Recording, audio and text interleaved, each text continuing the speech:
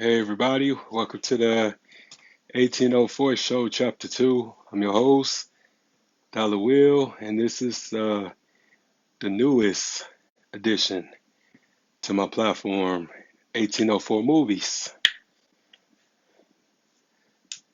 Yeah, I decided to um,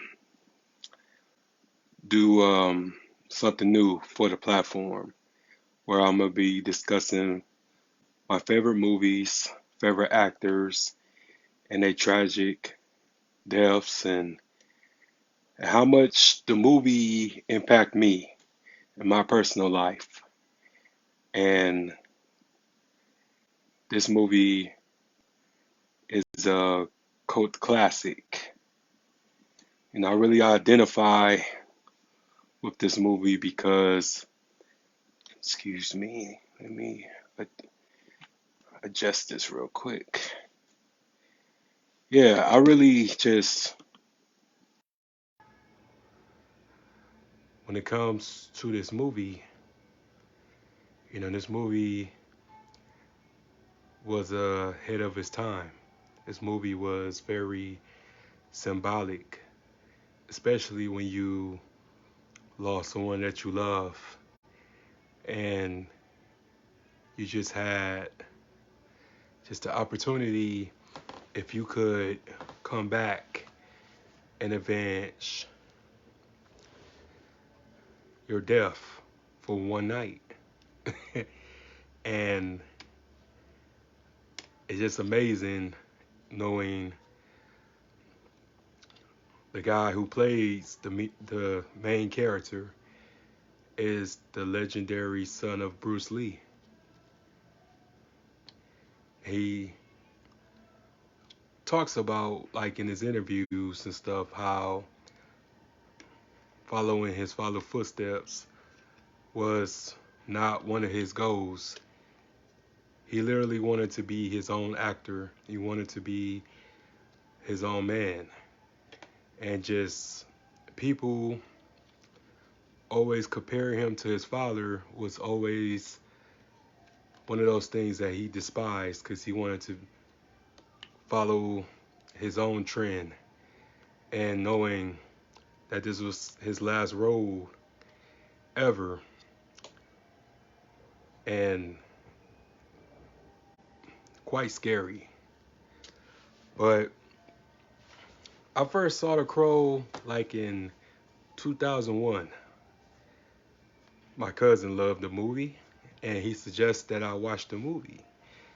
And I was like, man, what the hell is this? I was like, man, this movie, man, this ain't my cup of tea. And he was just like, man, give it a chance, man. You will love it. So I watched it. And at the time, I had no idea what it meant. All I saw was a bird the whole time and didn't really grasp the storyline like that. But I would say that once it really got further on, I was like, damn, this is dope. And it became one of my favorite movies.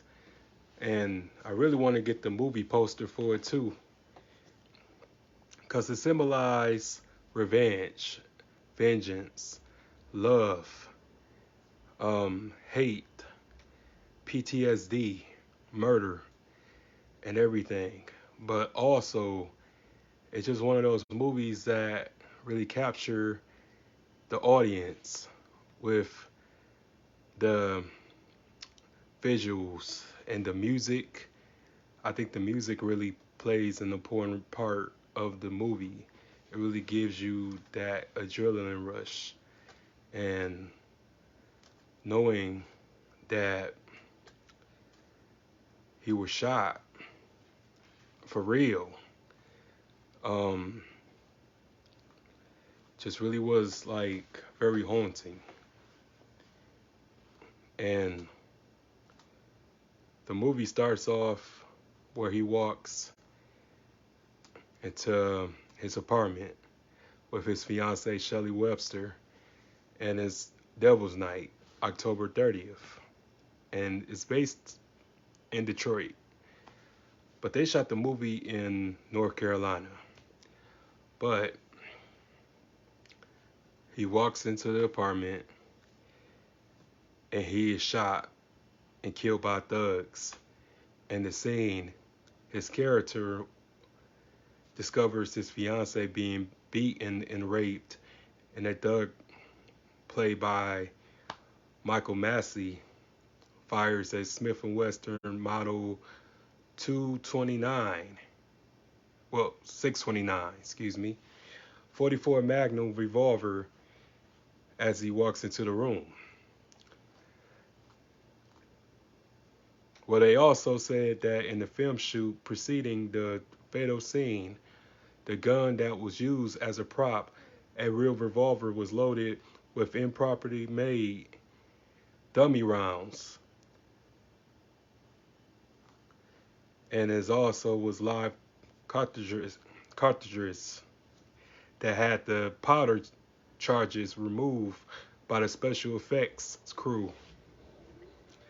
So in close-ups, the revolver would show normal looking ammunition. However, the crew neglected to remove the primaries from the cartridges, and at some point before the fatal event, one of the rounds had been fired. Although there were no powder changes, the energy from the ignite primer was enough to select the bullet from the casting and put it part way to the gun barrel, which it got stuck. A dangerous combination known as the squid load. So he was just, well, pretty much it was a real bullet, but there was no testing, because the guy who was in charge of the guns and stuff to make sure that the gun fired properly, it was pretty much over with at that point. So they shot the gun and hit him in the stomach, and he collapsed, and he was bleeding internally from the abdomen. And the director yelled cut and everything, so he didn't get back up. But luckily, he was rushed to the hospital where they performed 6 hours of surgery, and he died later that day at the age of 28 years old. And it was just like very shocking. The actor that ended up shooting him ended up suffering from PTSD and felt guilty, and it was an investigation where it was ruled an accidental death. But his mother later on sued the film company for negligence and won. So a whole lot of people saying that it was a direct hit. So many conspiracy theories to this day saying that his father, who died 20 years prior, like it was a curse on a family, and saying that the same gang that killed his father killed him. But clearly it wasn't enough evidence. You know, these are conspiracy theories. But also, before this movie was even made, he just had like this obsession with death. He would ride around in a hearse, and he would watch old movies from his father's funeral saying that he would die young. But he was just very fascinated with death, and and always talked about it to the people that who knew him. He would always talk about death, but also just he wasn't the first choice for this role. It was three actors, even Johnny Depp, Christian Slater, um, someone else, but I forgot who it was. But they said that he won the role through his physicality because he lost 40 pounds for the role and worked out, hit the gym countless hours to make sure that he was physically in shape for this role. He really embodied the role and really wanted to be taken seriously as an action star. And he was also rumored to play Neo in the Matrix Chronicles. So just imagine if he would have lived, he would have been Neo from the Matrix, but he died before that even happened.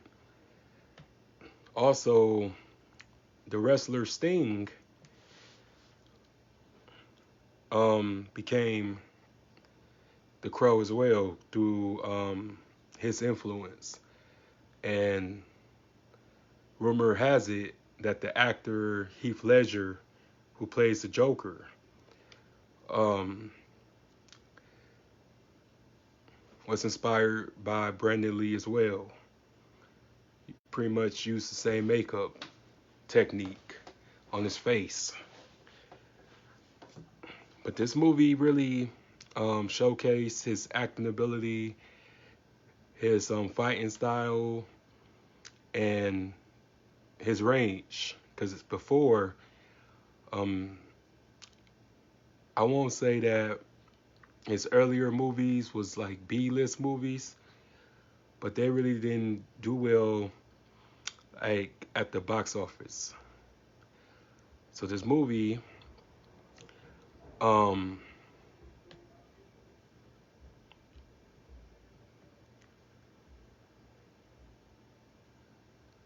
was just pretty much his greatest work of all time.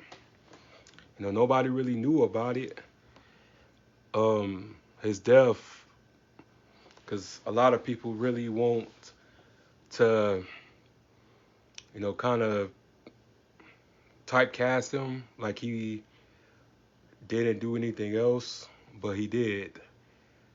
And the movie budget was $23 million and ended up making $11 million at the box office and to overall $94 million in the previous years. And he really embodied the role. He really tell a story through grief and pain and anguish, and he wants revenge. And like I said, I can relate to his agony and his pain and his despair.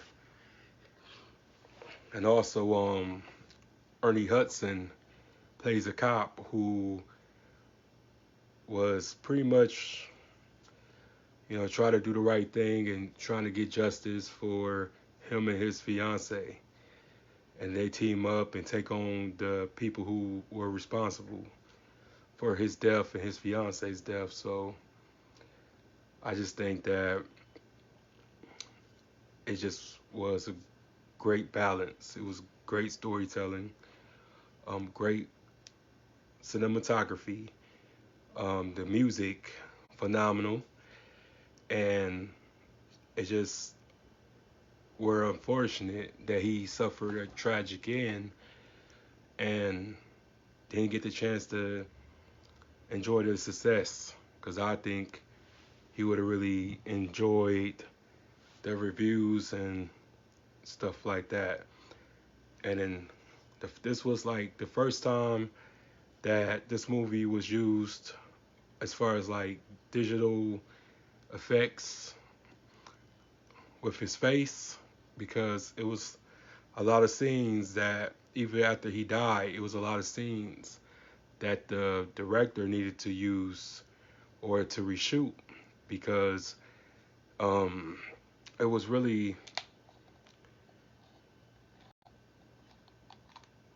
an end after that. But they got permission and their blessing through his family to finish the movie. So the movie was really on hold for a long time. But Miramax picked it up and distribute it and pretty much donated $8 million because at first it was filmed with the budget of $15 million. So they added another $8 million, so it will be $23 million for the budget to finish the movie. But it was like a lot of bad stuff that happened. Um, a lot of stuntmen got hurt. A crew member got stabbed in the head with a screwdriver. Somebody who was working on the movie drove a truck into the sets, and it was a terrible snowstorm while making the movies, which destroyed a lot of the sets and stuff like that. So, so just my favorite part of the movie was when he was resurrected by the bird, and the bird represents was his pretty much his spiritual guide. It pointed out everybody that needed to to be killed. So they did a great job with that. So the bird was just like um directed him, was like his um lie detector pretty much, like their like he gave him um supernatural powers. And he was invincible until the end of the movie. I don't want to really tell the end of the movie, but I would recommend this movie to anybody. If anybody want to watch it, anybody want to check it out, um, just check it out. It's almost 30 years old. It's 28 years old and everything. So I just recommend for everyone to check it out, and I give it a 10 out of 10. If you a fan of comic books, if you a fan of um, gothic and stuff like that, I would recommend you check it out. And even for my people, because I love this movie. I'm gonna watch it after this episode. And then another thing, I just appreciate great films like this because it just gives you a sense of humbleness. It gives you a sense of perspective because it just really shows you, like, if you was brought back to life for one night, if you was killed, what would you do? I think that sometimes people say that it's okay to forgive and forget, but we would never know if we was able to avenge the people that hurt us and people that killed us and took our lives. But I feel like he was justified in every step of the way, and this was just a great character in general.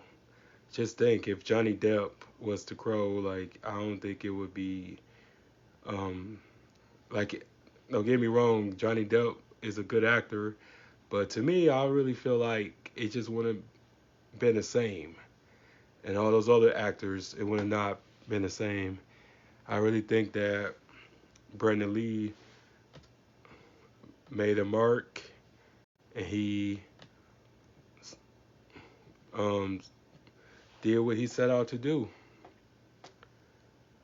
It's such a shame considering that he was only 28 years old when he died. Now that's a baby, you know. He was off to bigger and better things, and then he passed away. And it's just so sad. Like, to figure someone had a whole lot of potential, could have and would have been a megastar, but it just accidents happen.